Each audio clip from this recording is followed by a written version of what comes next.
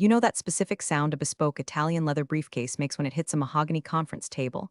That heavy, muffled thud that screams, I cost more than your rent, and I contain the fate of your quarterly bonus? I lived for that sound. For 10 years, I was the ghost in the machine at Archer & Co.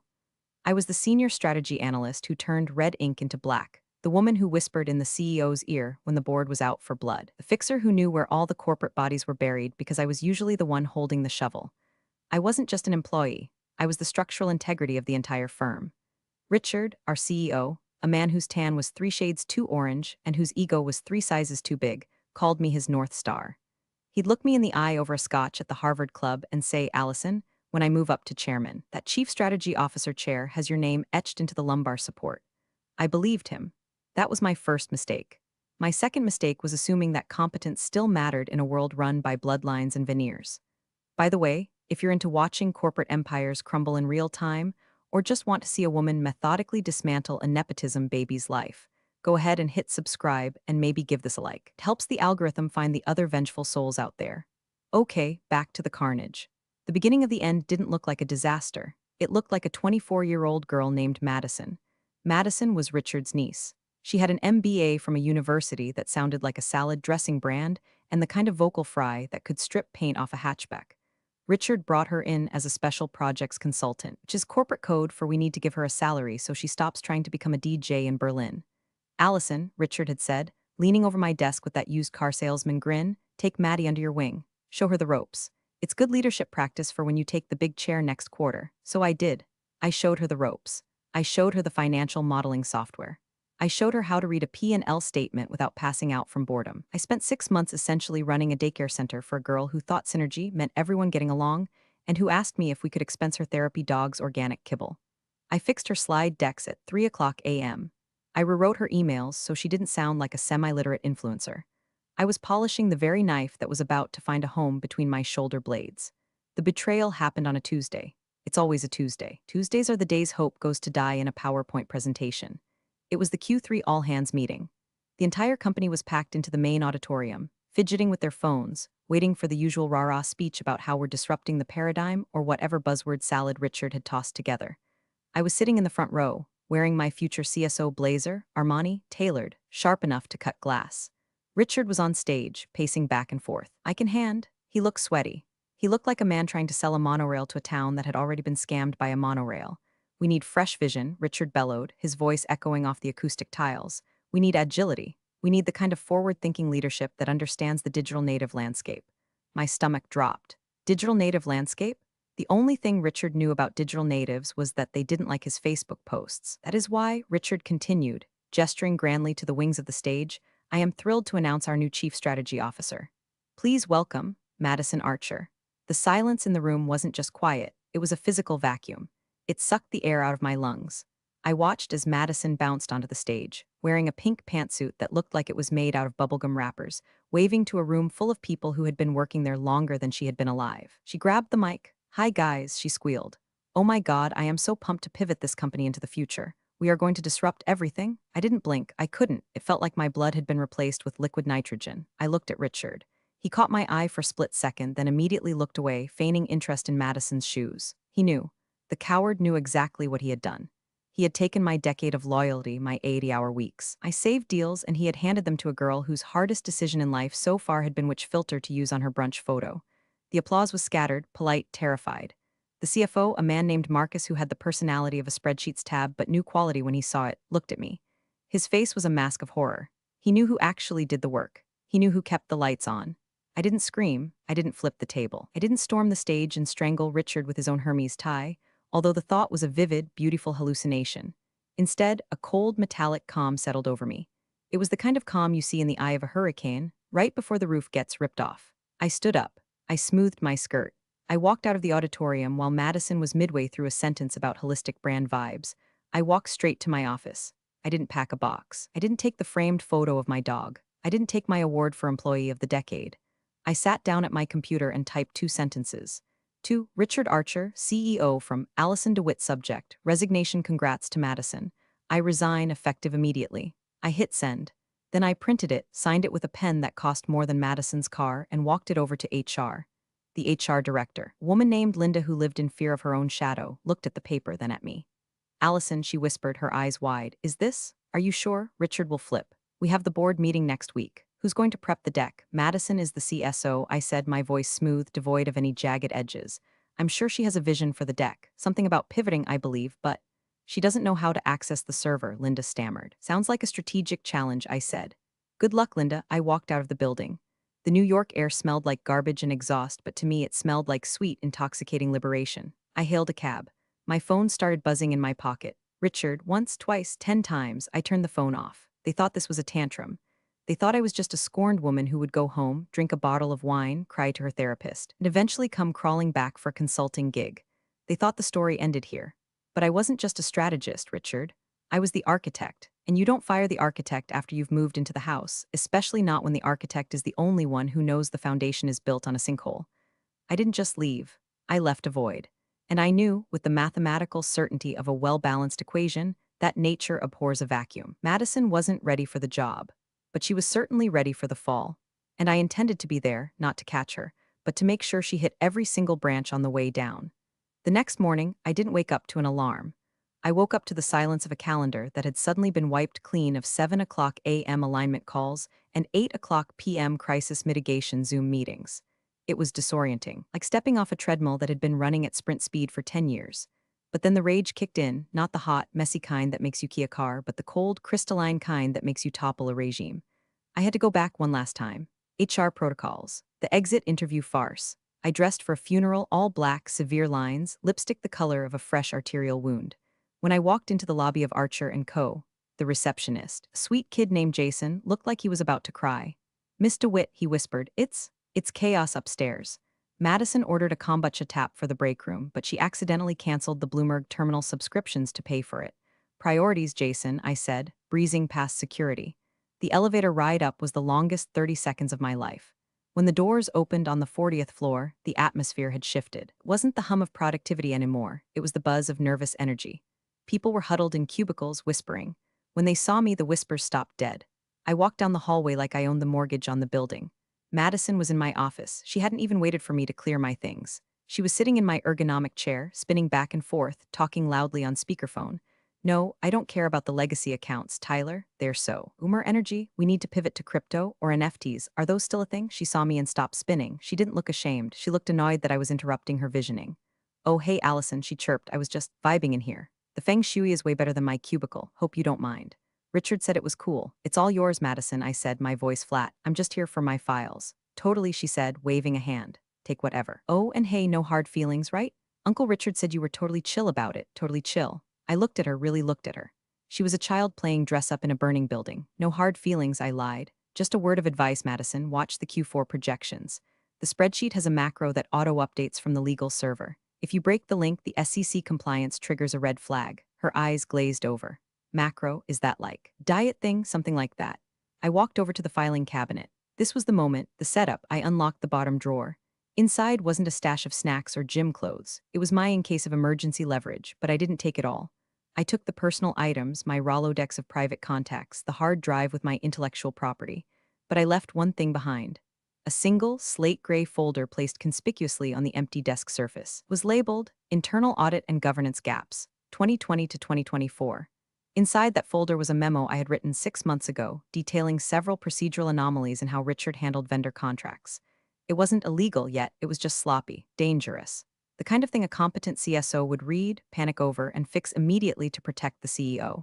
Madison wouldn't read it, or if she did, she wouldn't understand it. She'd probably use the back of the pages to sketch logo ideas, but someone else would find it eventually. And when they did, it would be proof that the issues were known, documented, and ignored. Are you going to take the plant? Madison asked, pointing to my dying fiddle leaf fig. No, I said. It needs sunlight and attention. I don't think it'll survive the new administration. I walked out of the office, leaving the folder there like a loaded gun on a coffee table. I went straight to HR. Linda was sweating. Allison, Richard wants to do the exit interview himself, she said, wringing her hands. No, I said, standard forms only. I sign the NDA regarding trade secrets, I take my accrued vacation pay, and I leave. If Richard wants to talk to me, he can speak to my attorney. You have an attorney? I'm a strategist, Linda. I always have a contingency.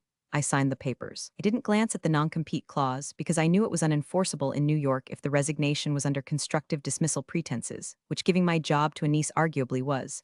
But I wasn't going to fight them in court for a settlement. That was too small, too petty. I wanted the kingdom. Or rather, I wanted to watch the kingdom burn so I could roast marshmallows over the embers. As I walked to the elevator, Richard burst out of his corner office. "Allison," he shouted. He looked disheveled. "Don't be dramatic. Come back inside. We can create a role for you, senior advisor to the CSO. We'll keep your salary the same." I turned and looked at him. The audacity was breathtaking. He wanted me to be the brain while Madison wore the crown. He wanted me to do the work while she took the credit, all for the low price of my dignity. "Richard," I said, loud enough for the bullpen to hear, "I don't do advisor. And I certainly don't do babysitting. You wanted a new direction? You got it. Enjoy the view." The elevator doors closed on his red, sputtering face. I walked out of the building with nothing but my purse and a single locked file folder tucked under my arm. It felt light. But the weight of what I was carrying in my head, the codes, the clauses, the buried bodies, was heavy enough to crush them all. I wasn't unemployed. I was just freelance. My first project was the demolition of Archer & Co. To understand how I was going to gut Richard, you have to go back 3 years. It was a rainy November in 2021.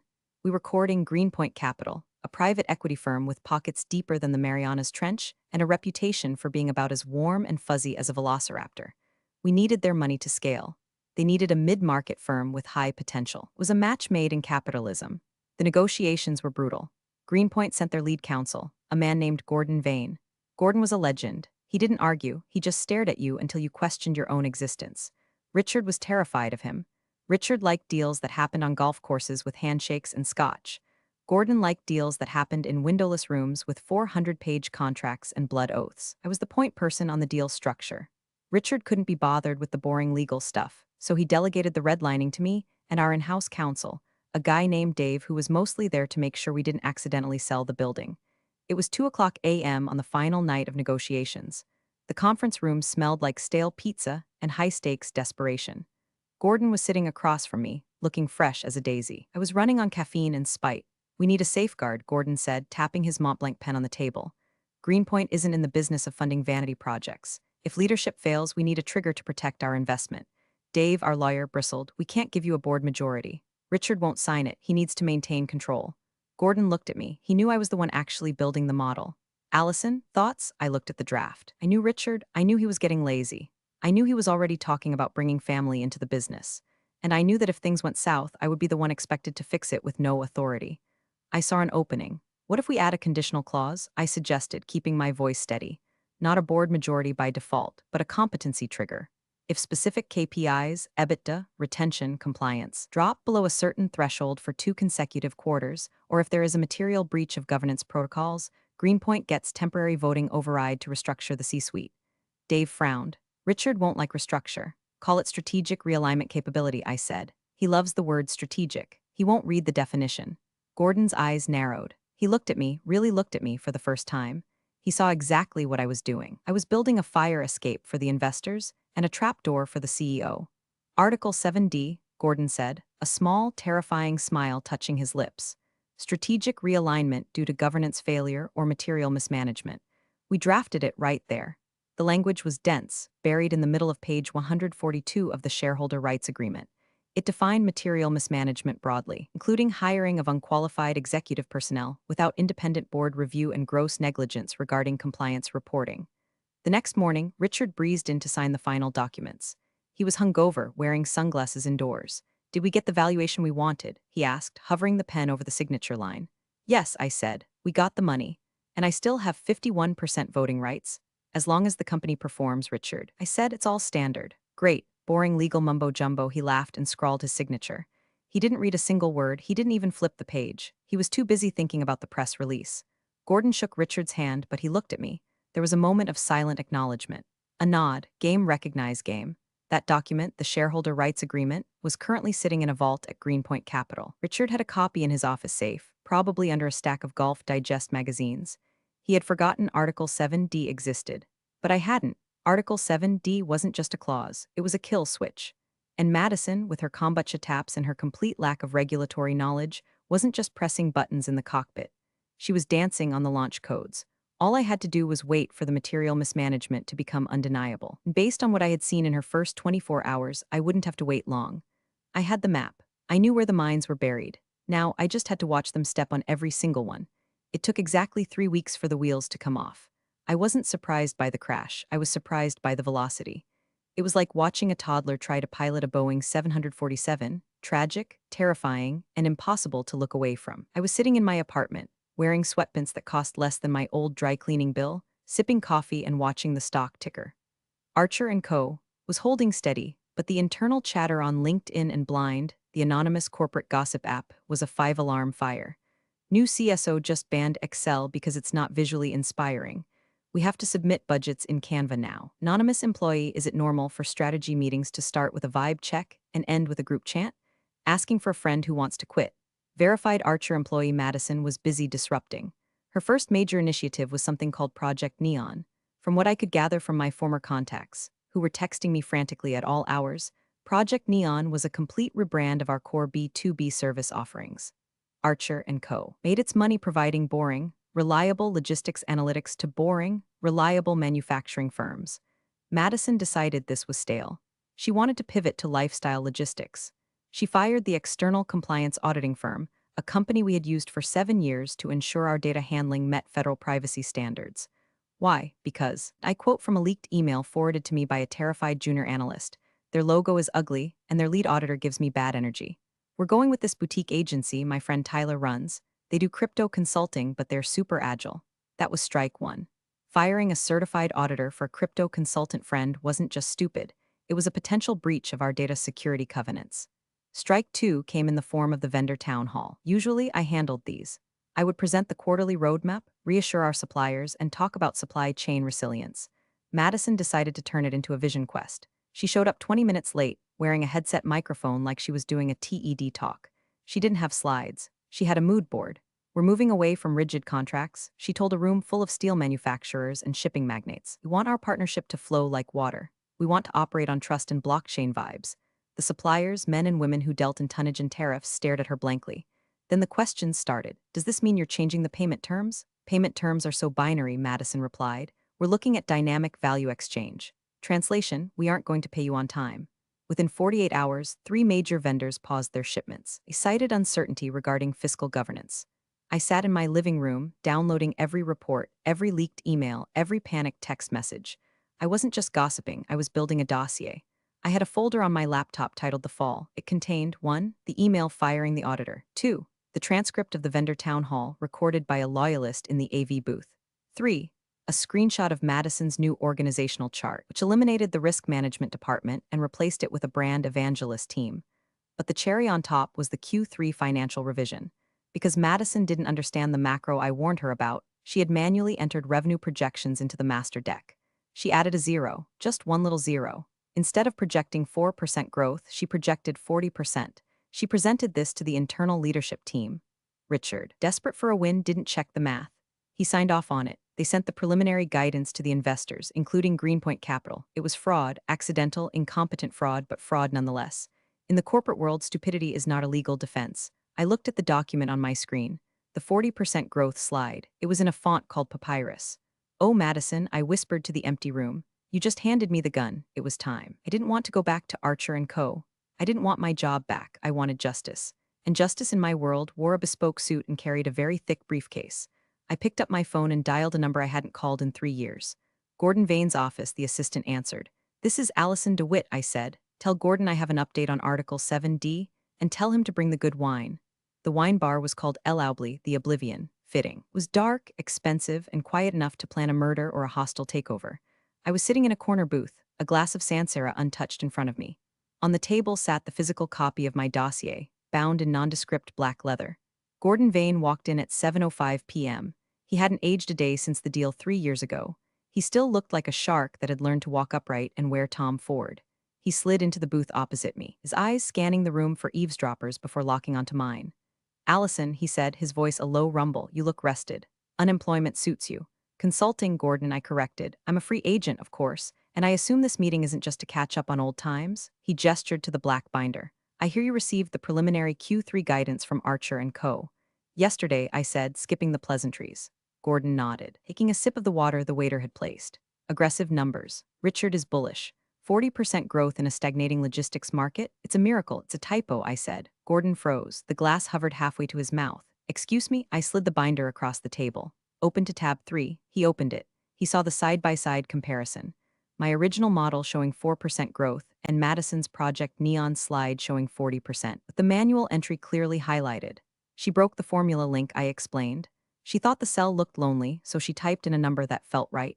Richard signed off on it without an audit because he's too busy trying to convince the board that Madison is a prodigy. Gordon stared at the page. His jaw tightened. If this is true, they just submitted false guidance to a majority shareholder. That's securities fraud. It's material mismanagement, I said, emphasizing the phrase we both knew by heart. Turn to tab 4. Tab 4 was the email chain regarding the firing of the compliance auditor and the hiring of Tyler's crypto and consulting shack, or whatever it was called. Gordon read it again. He closed his eyes for a brief moment as if praying for patience. She fired Deloitte for a vibe mismatch, and she replaced them with an uncertified entity owned by a personal friend, I added. That triggers the vendor integrity clause in the investment agreement. It's a breach of covenant, Gordon. He closed the binder. He placed his hand on top of it, claiming it. The shark smelled blood. Why are you giving me this, Allison? He asked, studying my face. You want the CEO chair? Is that the play? We invoke 7D, decapitate Richard, and install you as the savior? I took a sip of my wine. It was crisp, cold, perfect. No, I said, I don't want the chair. I don't want to fix the mess she made. I've spent 10 years fixing Richard's messes. I'm done being the janitor. Then what do you want? I want the record corrected, I said. I want them to know that competence isn't hereditary. And I want to watch the look on Richard's face when he realizes that the boring legal mumbo-jumbo he ignored is the thing that ends him. Gordon smiled. It wasn't a nice smile. It was the smile of a man who just found a loophole the size of a truck. Article 7D requires an emergency board session, he said, his mind already working through the bylaws. We can call it for governance concerns. We don't have to specify the evidence until we're in the room. Tuesday, I said. The board meets on Tuesday. Tuesday it is, Gordon said. He tapped the binder. You're thorough, Allison. You always were. I built the house, Gordon. I know exactly where the load-bearing walls are. You know, he said, signaling for the check. If we execute this, the stock will take a hit.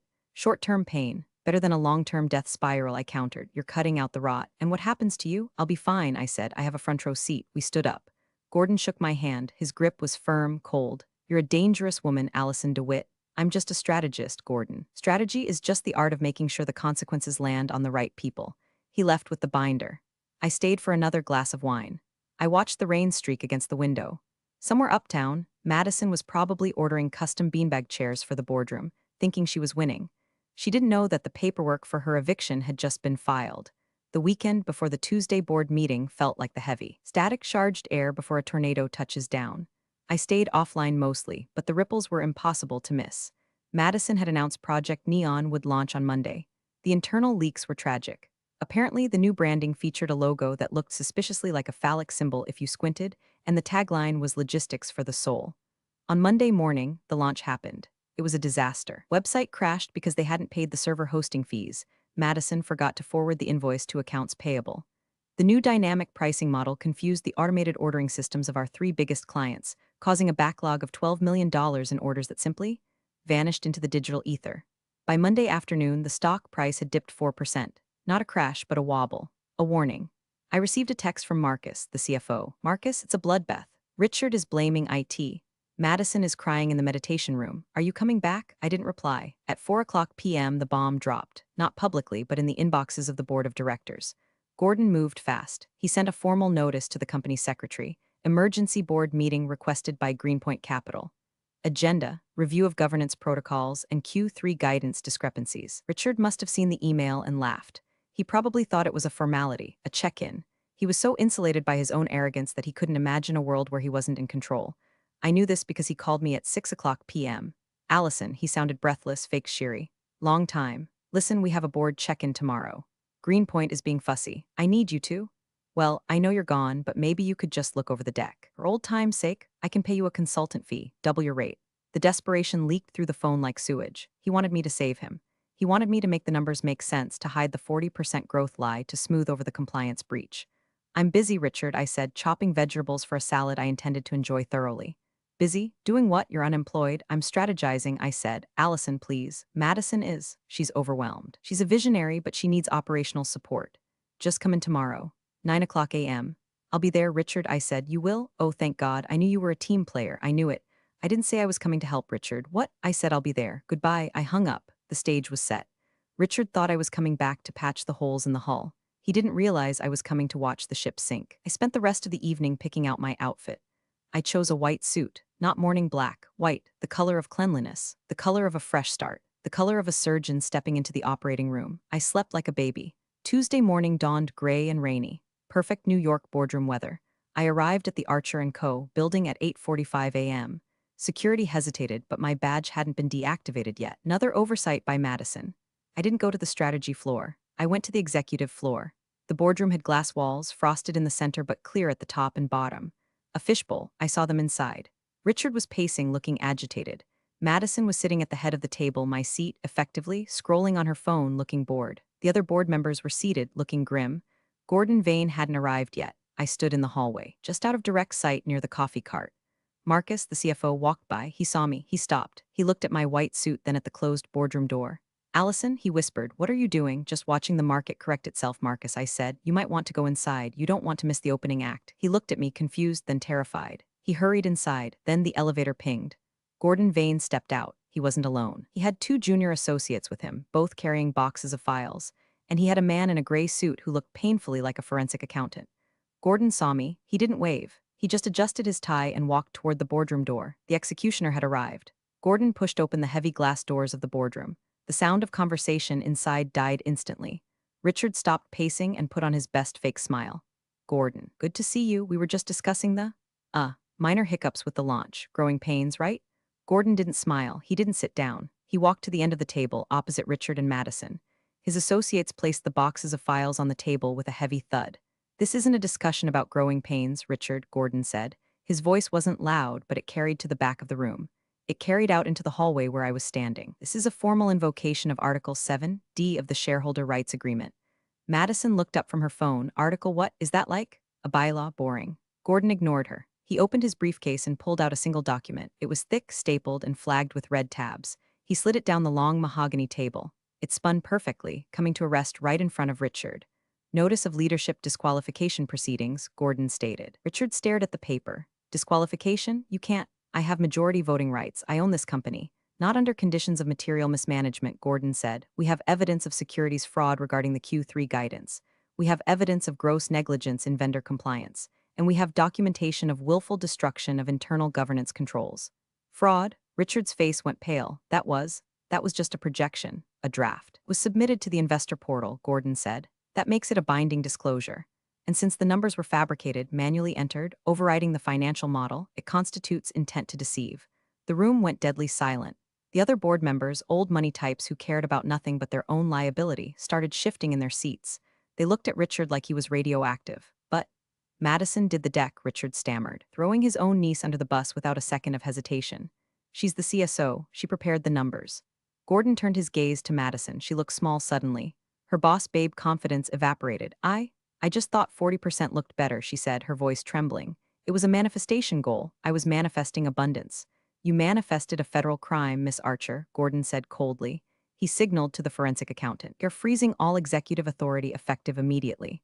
An external audit team is on its way up. Security will escort the current C-suite off the premises pending the investigation. You can't do this, Richard shouted, slamming his hand on the table. Allison, where's Allison? She can explain this. She knows the model. Allison isn't here to save you, Richard, Gordon said. Allison is the one who documented the fire while you were handing out matches. Richard froze. The realization hit him. He looked around the room, wild-eyed, then he saw me. I was standing just outside the glass wall. My white suit caught the light. I wasn't smiling. I wasn't gloating. I was just watching, impassive like a judge at a sentencing hearing. Richard's mouth opened, but no sound came out. He looked from the document to Gordon to Madison and finally back to me. The betrayal he felt was palpable. It was nothing compared to the betrayal he had served me. The board will now vote on the suspension motion, Gordon said. Seconded, said the board chairman, a man who hadn't spoken to me in 5 years but knew a sinking ship when he saw one. All in favor, every hand went up. Except Richard's and Madison's. Motion carried, Gordon said. Security? 2 uniformed guards stepped into the room. It was clinical. It was precise. It was beautiful. Madison started crying. But my office, I just bought a velvet couch. Leave the couch, the guard said. As they were escorted out, Richard stopped near the door. He looked at me through the open glass. He looked old, defeated. You built this trap, he whispered. I built a safety net for the company, Richard, I said, stepping forward so only he could hear. You just decided to jump without checking if you were caught in it.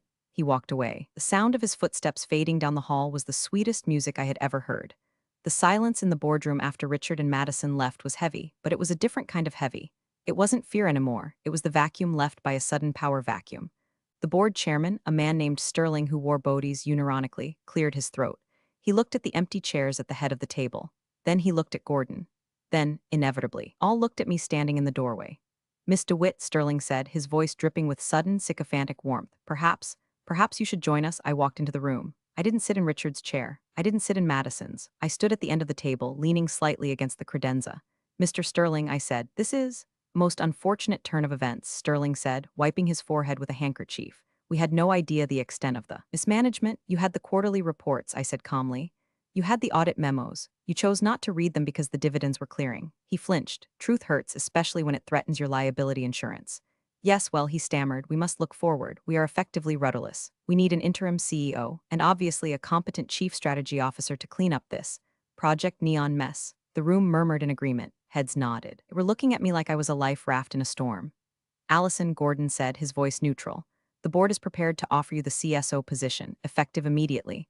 With a significant equity package, I assume? He looked at Sterling. Double the equity. Sterling cried, triple whatever it takes. We need stability. We need someone who knows the codes. It was everything I had wanted 3 weeks ago. It was the title, the money, the validation. It was the victory lap. I could sit in that chair, fire the sycophants, rebuild the strategy, and rule the kingdom I had saved. I looked at the faces around the table. Old, frightened men who only valued competence when their own necks were on the line. I looked at the life logistics mood board Madison had left on the easel. I felt nothing. The hunger was gone. The ambition to lead this specific company had evaporated the moment I saw Richard dragged out. It wasn't my kingdom anymore. It was a crime scene. I appreciate the offer, Mr. Sterling, I said. The room held its breath, but I decline. Sterling's jaw dropped. Decline? But you wanted this. You engineered this. I engineered accountability, I said. I didn't engineer a job interview, but who will run the strategy? Marcus, the CFO, asked, panicking. I can't do the projections alone. I looked at Gordon. We had discussed this possibility. I recommend you promote Sarah from the analytics team, I said. She's smart, she's diligent, and she actually read the compliance manual. She can handle the interim role. Sarah, Sterling asked, the girl with the nose ring, the woman with the master's in data science, I corrected. She's your best bet. I pushed off the credenza. Now, if you'll excuse me, I have a lunch reservation. Allison, Sterling called out as I turned to leave. Where are you going? What are you going to do? I paused at the door. I looked back at the room, the mahogany table, the expensive chairs, the panic in the eyes of the powerful. I'm going to start my own firm, I said, and my first client is Greenpoint Capital. We're going to be looking very closely at mid-market companies with governance issues. I suggest you keep your house in order, Mr. Sterling. I walked out. Gordon caught my eye one last time. He gave me a barely perceptible nod. Salute from one predator to another. I walked to the elevator. The air felt lighter. My heels clicked on the marble floor, a rhythm of pure, unadulterated freedom. I wasn't just walking away from a job. I was walking away from the need for their permission. 2 months later, the dust had settled, but the landscape was permanently changed. Richard took an early retirement due to health reasons. The press release was vague, but the industry knew. He was toxic. He moved to Florida, where I assume he spends his days cheating at golf and complaining about cancel culture. Madison tried to pivot to being a lifestyle coach on TikTok. Last I checked, she had 400 followers and was trying to sell a course on corporate manifestation. I watched one video. She was filming in her parents' basement. I didn't like it. I didn't dislike it. I just scrolled past. She was irrelevant.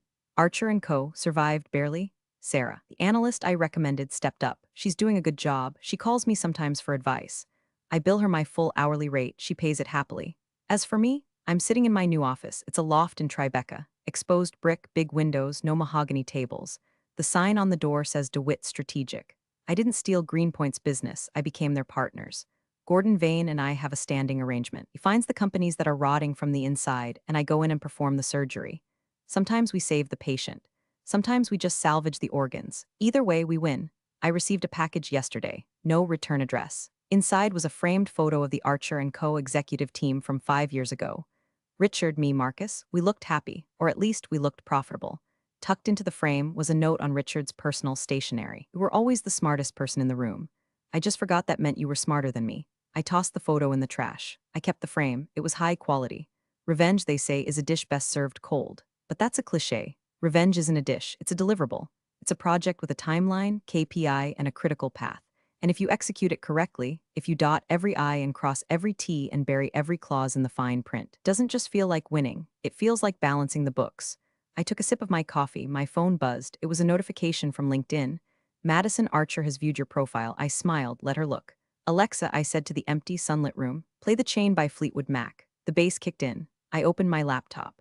I had a new client meeting in 10 minutes. A CEO in Chicago who thought he could hire his mistress as the CFO. Poor guy. He has no idea I'm coming. Real power doesn't announce itself, it operates with quiet precision. Allison's congrats and resignation weren't surrender, but the strategic trigger that unraveled everything. She knew the game, and she played it perfectly. True authority is earned, not just handed out. Never underestimate the quiet ones who build the foundations. Appreciate you all for sticking through this one. See you in the next story.